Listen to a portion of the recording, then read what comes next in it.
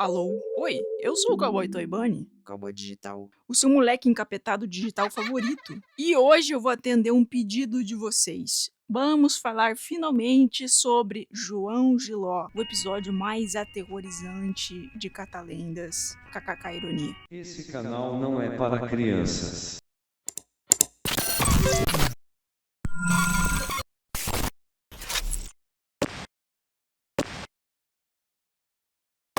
Atenção para os avisos de gatilho na tela. Atenção, olha aí, atenção, atenção. O programa Catalendas é com certeza um dos mais tops da TV Cultura e era o meu favorito.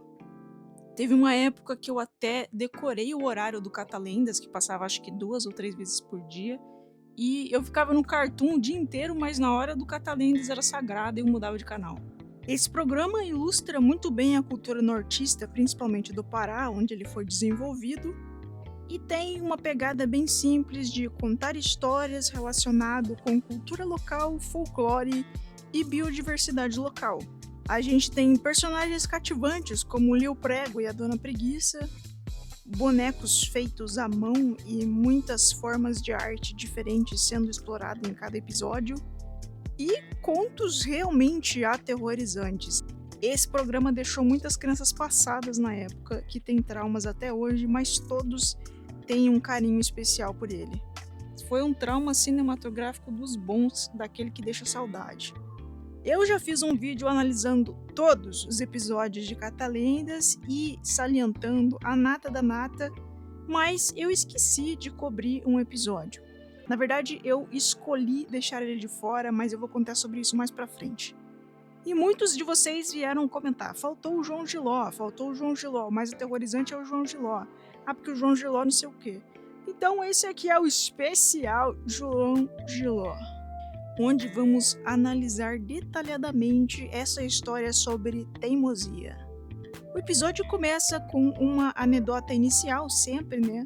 Sobre o Lio Prego, Preguinho, comendo banana verde. Ele insiste em comer banana verde mesmo sendo alertado por sua mãe e pela Dona Preguiça, que é a sua amiga, uma preguiça mais idosa, que conta histórias pra ele e pra garotada da rua. Para dar uma lição no Lio Prego, ela começa a contar a história do moleque mais sarna que tem, como chamamos aqui no sul, que foi nomeado de João Giló. Iniciamos essa história descobrindo que o João é muito desobediente e insiste em fazer coisas que a sua mãe explicitamente proíbe, assim como o Preguinho mandando para dentro as bananas verdes. O João Giló faz tudo o que quer, mas a bananinha dele tá assando também, viu? Quando chega a Semana Santa, um feriado importante para nós latinos, a mãe do João o repreende de forma mais intensa. Na Semana Santa não se pode fazer festa, nem correria, nem banho de rio, e não é para inventar de caçar passarinho. O que você pode e deve fazer é rezar. Eu lembro que em quase toda Sexta-feira Santa, meu pai também mete esse argumento. Ele fala: Nossa, na minha época eu não podia nem ouvir música, nem ir para baile, nem não sei o quê. Como a mãe do João deu essa salientada no ponto de não pode caçar passarinho, ele inventou de ir caçar passarinho. Quem caça passarinho é otário. Se você conhece alguém que caça passarinho, pode chegar e falar: Você é um otário. Na verdade, não é para caçar nada, mas a gente vai falar mais sobre isso lá no final. O João aproveita quando a mãe dele deu uma moscada e sai para caçar. Nessa caçada, ele fica um tempão andando sem encontrar animal nenhum. Ele até cogita que talvez os animais também estejam presos em casa. Eita, como ele é lúdico. Mas finalmente ele encontra um grande adversário, um pássaro enorme. Mas esse passarinho falava, e ele fala: João, João, vai pra casa, João. Eu sou bicho do mato, João, eu quero cantar. E ele fala isso várias vezes. Isso não adianta nada, o João ele é cruel e impetuoso e ele caça o bicho, usando o seu estilingue. Mesmo com o bicho desfalecido, ele continua se comunicando com o João e tentando impedir cada passo do seu ritual macabro. João, João, não me esfola. João, não me tira do mato. João, não me dê pena. Mas não adianta, o cabra depena ele e salva o bicho e deixa guardadinho pra assar depois. Esse foi um dos motivos que eu não queria falar desse episódio. Ele me deixa bastante engatilhado, tão desconfortável que eu não consigo ter medo dele. Eu só fico profundamente incomodado. O João volta para casa e, para não levantar nenhuma suspeita da sua mãe, ele age excessivamente educado e asseado na casa, tipo um love bombing.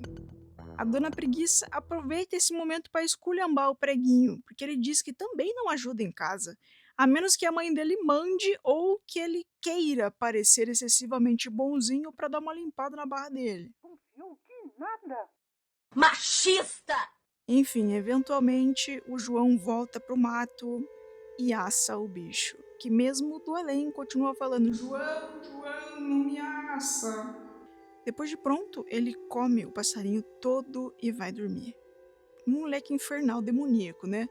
Eu vi um comentário até dizendo, tipo, cara, ele comeu o passarinho inteiro. Ele teve que parar um momento e comer o bicho, tipo, pensando no processo, sabe? Fragmentar ele. Quando o João vai deitar para digerir o bicho, ele continua ouvindo a sua voz vindo de dentro das tripas dele. João, João, deixa eu voltar pro mato, deixa eu voar, eu quero cantar. João Giló já estava por aqui desse bicho enchendo o saco e acaba cedendo à sua chantagem emocional. Até porque ele estava com uma puta dor de barriga e ninguém consegue pensar direito com dor de barriga. E ele fala, sai, então sai, quer sair, então sai, porra. E o fodendo passarinho sai. Ele explode a barriga do João Giló. E acabou. O Leo Prego também tá com uma puta dor de barriga brutal, tal qual a do João. E esse é o fim da história. Mas calma que o vídeo tá bem longe de acabar. E aproveita para deixar um like, comentar e hypar. Se você por acaso quiser um conteúdo mais aprofundado de alguma outra história que eu não cobri no primeiro vídeo ou cobri muito mal porcamente, pode comentar aqui. O trabalho de produção do Catalendas sempre tem esse ar bastante artesanal que nos leva para essa viagem cultural de forma mais intensa. E os cenários desse episódio são lindos. Eles parecem feitos de uma trama de alguma fibra natural trançada com esses desenhos. Muito lindo de verdade, deve ter dado muito trabalho fazer vários cenários diferentes. Agora, os bonecuchos desse episódio, vocês vão me perdoar, mas eu acho feio que é uma desgraça. Olha pra isso aqui. Parece um peão ou um pino de boliche. Estou eu falando que está cagado, horroroso, fodido? Não. Veja bem, tá bem feitinho. Eu só falei que para o meu gosto eu achei horripilante. Mas eu gostei da ideia do boneco ter um oco na barriga, aonde eles botaram um balão para fazer esse efeito da barriga dele explodindo. Daria para ter feito muito mais gore do que isso aqui, tá? Estejam cientes. Porque eles podiam muito bem ter enchido o balão de tinta vermelha e fazer uma explosãozinha. Seria do caralho. Mas é um show para criança e é isso. Eu queria muito saber de onde surgiu esse nome João Giló. Era uma das coisas que mais me deixava intrigado nessa história inicialmente. Mas pelo visto é a coisa mais óbvia a se pensar mesmo. O João Giló tem esse nome porque ele era amargo igual o Giló. Eu não sei porquê, mas eu até cogitei que esse nome tinha sido inventado pela produção do programa. Ironicamente, passarinhos gostam muito de comer Giló.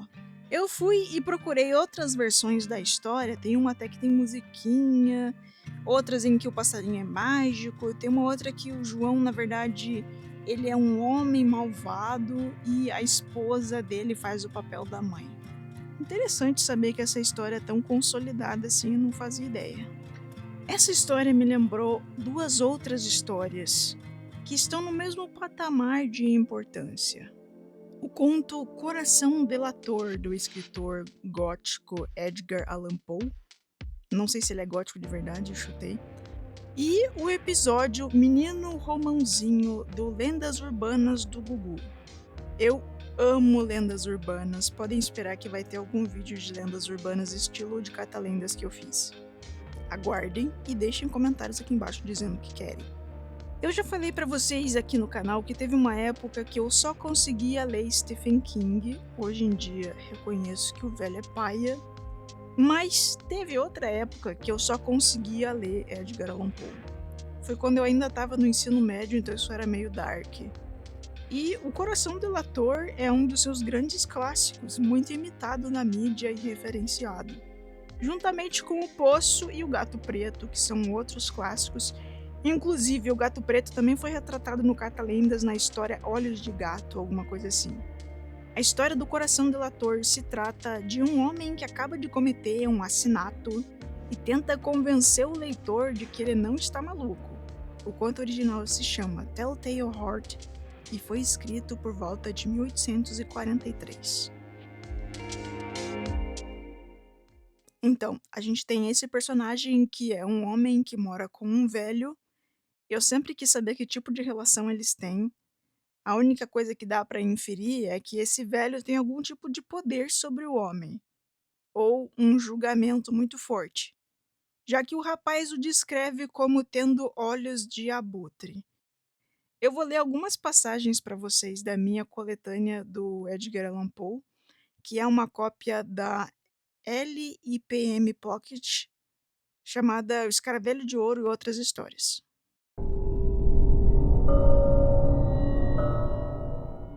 É impossível dizer de que maneira a ideia invadiu minha mente. Uma vez concebida, porém, ela me assombrou dia e noite. Não havia propósito, não havia paixão. Eu adorava aquele velho. Nunca me fez mal. Ele nunca tinha me insultado. E de sua riqueza eu não queria saber. Eu acho que era o olho dele. Sim, era isso. Ele tinha o olho de um abutre. Um olho azul claro com uma membrana por cima. Sempre que o olho recaía sobre mim, meu sangue gelava. E assim, por etapas, muito gradualmente, tomei a decisão de acabar com a vida do velho para me ver livre do olho para sempre. Essa parte que ele falou agora eu pensei, sobre o dinheiro. Talvez ele tenha algum parentesco com o velho e estava pleiteando uma possível herança. Mas enfim, o narrador taca o velho no chão em uma certa noite depois de espioná-lo por umas 7 noites e empurra a cama sobre ele, o desvivendo. Depois, separa-o em partes em uma banheira e esconde os pedaços embaixo de tábuas do chão do próprio quarto do velho. A gente também pode inferir que esse rapaz já está nessa situação com esse velho há algum tempo, porque ele parece ter reparado em detalhes muito pequenos. Inclusive o som do coração do velho que parecia um relógio abafado. Assim que o moço terminou esse serviço macabro, 3 policiais bateram à sua porta. Um vizinho tinha avisado as autoridades porque ouviu um grito naquela noite. Ele tenta ficar frio e é até bastante solícito com os policiais. A estratégia dele é love bombing também. Gente, eu tô brincando, tá? Esse termo não é tão foda assim. Só que uma coisa começou a incomodá-lo do nada. Eu empalidecera muito agora, sem dúvida. Mas falava com mais fluência e com mais força na voz. No entanto, o som aumentava. O que eu poderia fazer? Era um som baixo, abafado, ligeiro, muito semelhante ao som que sai de um relógio envolvido em algodão. Eu ofegava. E, no entanto, os policiais não ouviam nada. Eu falava mais rápido e com mais veemência, mas o ruído aumentava de forma constante. Levantei-me e discorri sobre banalidades, num tom elevado e com gesticulação violenta, mas o ruído aumentava de forma constante. E assim como o João Giló cedeu ao pássaro, o narrador também cede ao som do coração e acaba confessando. Deus Todo-Poderoso, não! Estavam ouvindo, suspeitavam, sabiam, estavam zombando do meu horror. Foi o que pensei, é o que penso. Mas qualquer coisa é melhor do que essa agonia. Qualquer coisa era mais tolerável do que esse escárnio.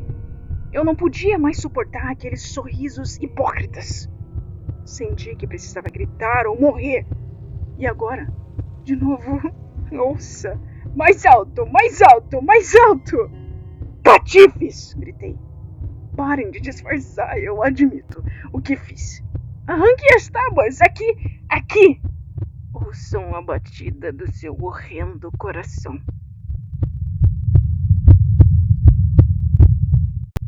Esse conto é muito foda, mesmo sendo muito curtinho, o Edgar Allan Poe consegue setar uma situação horrível, mas assim, bem corriqueira, bem comum. E como eu falei no vídeo passado, respondendo respostas, eu adoro terror assim, pedestre, mundano e comum.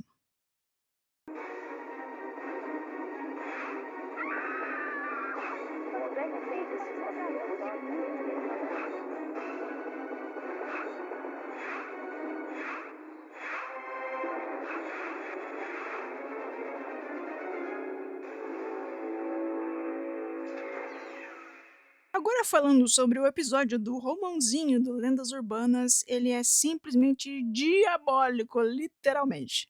O Lendas Urbanas era um quadro muito popular do Gugu, que foi revivido por reactors no YouTube algum tempo atrás, onde eles encenavam e contavam lendas urbanas de todo o Brasil. Uma delas sendo a do Romãozinho. O menino Romãozinho me lembra muito o Doofenshmirtz, o vilão do Phineas e Ferb. Eu não sei dizer porquê, mas eu acho que é essa risadinha dele fora de tom, meio.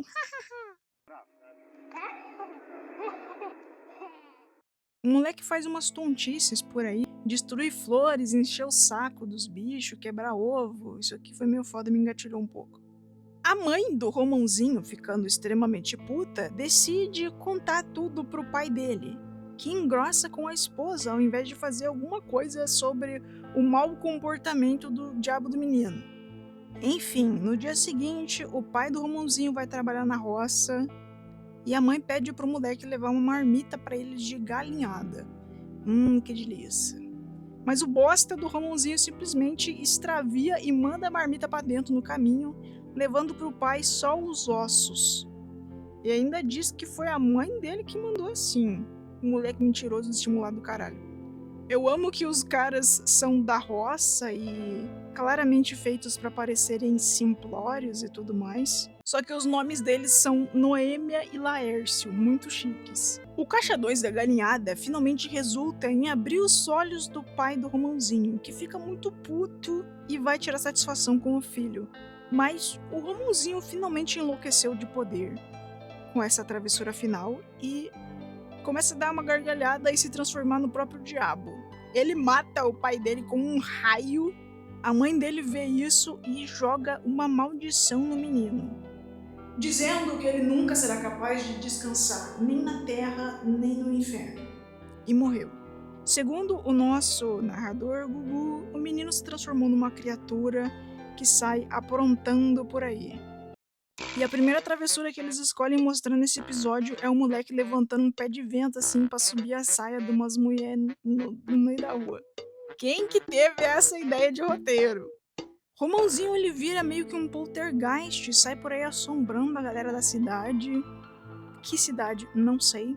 Mas o povo ensandecido vai até a polícia pedindo por alguma ação, já que o padre local não adiantou.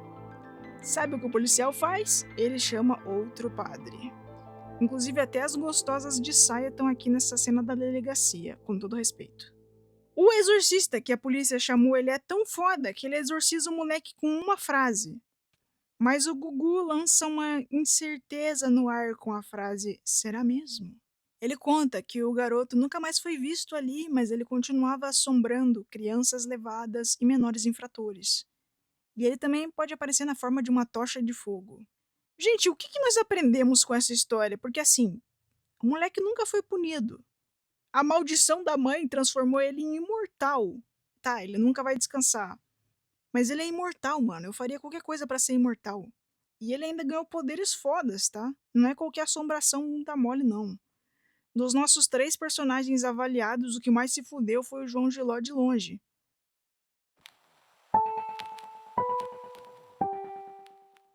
E voltando a falar do João Giló, eu queria contar pra vocês o meu processo sobre aquele vídeo específico. Eu assisti todos os episódios de Catalendas, como contei lá. Eu fazia isso em todo momento de tempo livre que eu tinha e até tempo não livre. Eu só botava o vídeo e assistia enquanto estava trabalhando. E eu fiz anotações simples num caderno à mão, marcando os vídeos como assustador, não vale a pena nem mencionar e talvez. Os talvez eram vídeos que eu não sabia se renderiam um bom comentário ou porque eu não tinha muita certeza se realmente eram assustadores. O João Giló me despertou muitos sentimentos mistos e por isso ele ficou preso no talvez. Eu realmente não achei nada demais na época a barriga de uma criança explodindo graças a uma assombração indigesta. Falha minha aí, reconheço. Às vezes eu tô meio desensibilizado também, principalmente sobre body horror. É que se for ver a cena sem pensar nesse contexto, ela é meio foda-se, né? Tipo, só explode a barriga do moleque. A gente não sabe se ele morreu, a gente não sabe se foi alucinação, como é que o passarinho tava vivo, a gente não sabe muita coisa, o que simplifica muito a situação, tirando o seu peso. Reassistindo o meu vídeo sobre catalendas, eu percebi que eu editava de um jeito muito diferente, fiquei meio cringe. Mas eu percebi uma coisa que eu tinha esquecido, que no vídeo eu me dei o trabalho de fazer uma tier list de todos os episódios e dá pra ver nesse print que eu classifiquei João Giló como meh. Então, realmente, eu não tinha achado nada demais. Mas como vocês falaram tanto, eu resolvi pensar de novo e trazer pra vocês. Agora a gente vai para uma parte mais técnica sobre preservação e ser anti-caça. Esse episódio ele me dava muito gatilho porque, como vocês sabem, eu sou formado em veterinária e talvez esse seja outro motivo de porque eu estava evitando falar desse episódio justamente. Porque eu me lembro nitidamente de ter ficado em dúvida se eu botava o episódio no vídeo ou não. Eu era da área de silvestres, eu nunca atuei um dia sequer na minha vida, mas eu fiz estágios desde o meu primeiro ano de 6, eu reprovei no terceiro, e o meu estágio de conclusão de curso, o estágio obrigatório, foi com silvestres também, onde eu atendia muitos passarinhos, praticamente em sua maioria resgatados de Força Verde ou outras instituições pró-ambiente. E eu acho que eu já contei esse episódio em algum vídeo ou live, mas eu vou contar aqui de novo. Eu odeio caça. Eu entendo que tem um recorte específico onde muitas famílias com menos acesso ainda se alimentam da caça de subsistência, e isso é triste, mas é necessário. Eu entendo porque isso acontece. Não condeno. Ainda mais porque essas pessoas têm pouquíssimos recursos. Eu nunca precisei depender da minha habilidade para comer, então eu não consigo nem mensurar qual o peso real dessa situação. Mas eu tô falando de caça esportiva, caça recreativa e caça de retaliação principalmente, onde tem até uma fetichização do produto. Os caras tiram foto de animais que foram caçados na parte de trás de uma picape e falam como se fosse muito legal, como se fosse realmente um troféu. Isso eu condeno veementemente, principalmente quando profissionais da veterinária endossam esse tipo de atividade. Eu passei por um grande sufoco na faculdade quando eu tive que apresentar um trabalho sobre caça ilegal de onça-pintada. Nesse trabalho eu tentei sim levar em consideração alguns pontos como, reconheço sim, que as onças pintadas causam algum tipo de prejuízo para produtores de gado ou outros animais da pecuária.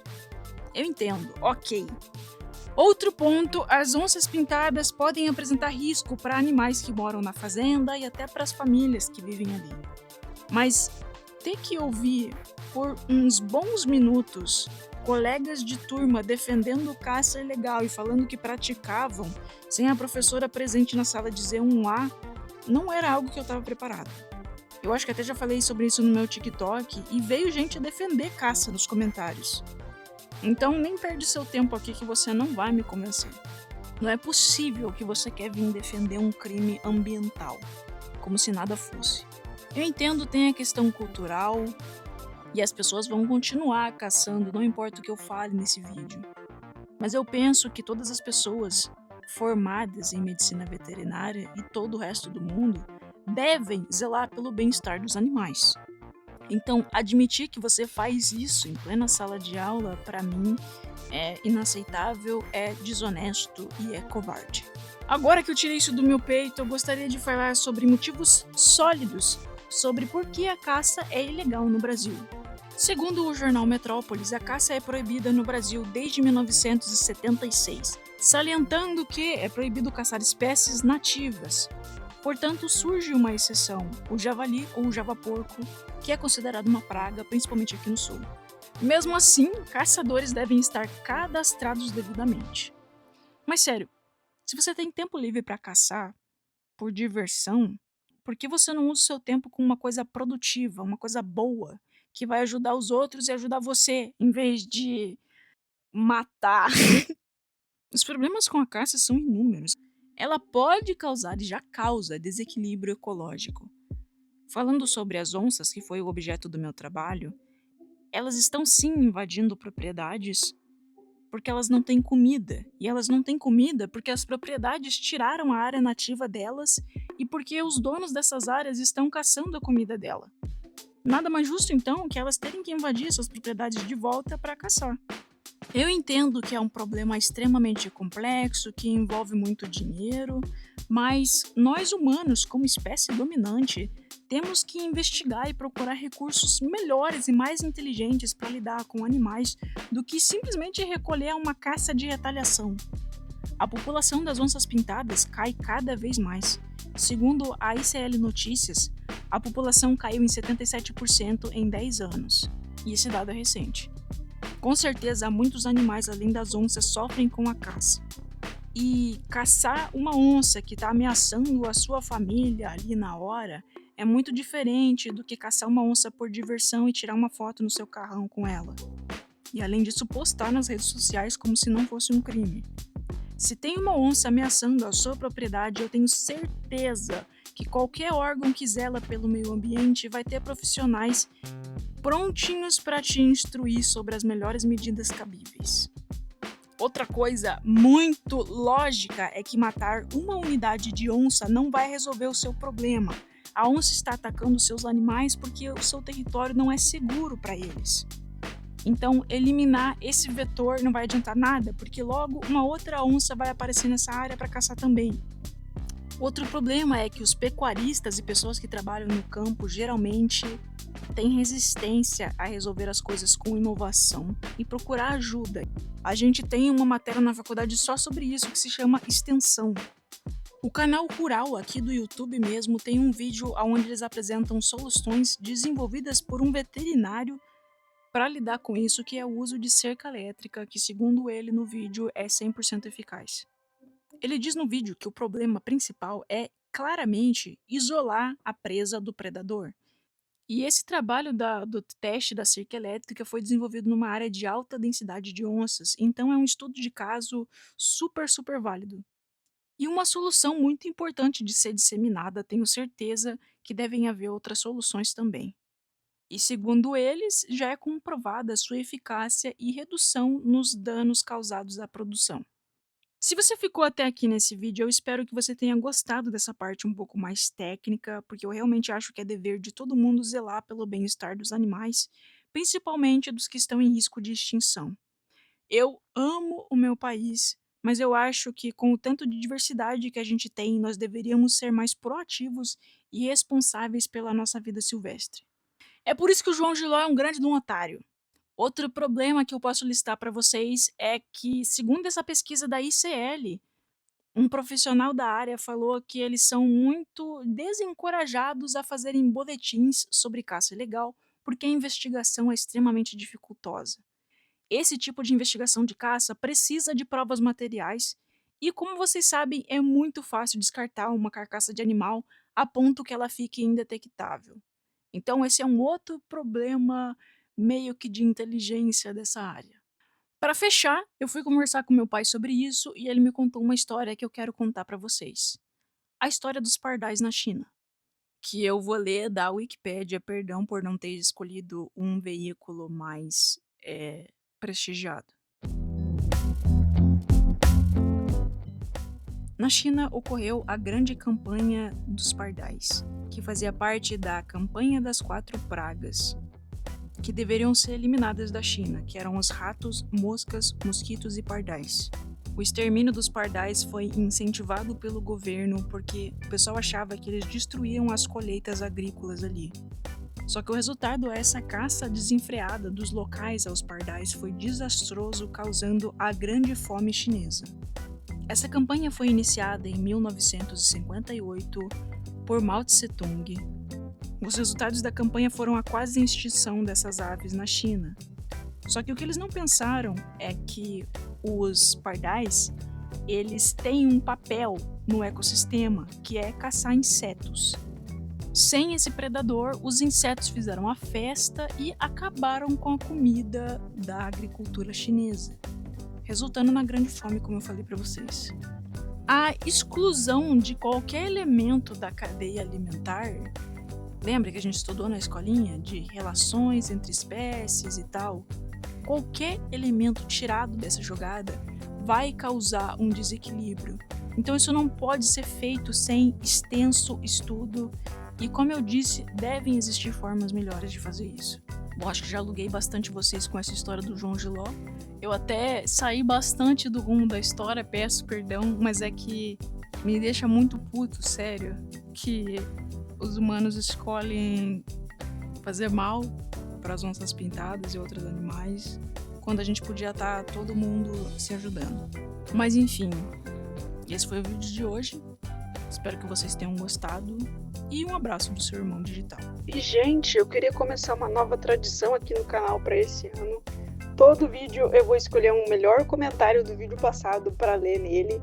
Então tentem me impressionar com seus comentários. Crazy Raina ou Crazy Hiena 9135 disse: quem será que vence no X1? Grogar ou Candyman? Candyman é uma outra creepypasta que eu já tinha falado aqui faz um tempão. E eu boto o meu voto no Grogar. Eu acho que ele venceria, porque vocês me falaram que o Grogar é muito mais forte do que parece, e eu vou estar acreditando em vocês. Além disso, a Candyman é tipo um espírito de vingança, né? Então eu acho que o Grogar ele tem pretensões maiores e é consideravelmente mais foda. Então, se você quiser que o seu comentário apareça no próximo vídeo, entrega o melhor comentário que você consiga pensar e talvez ele seja selecionado.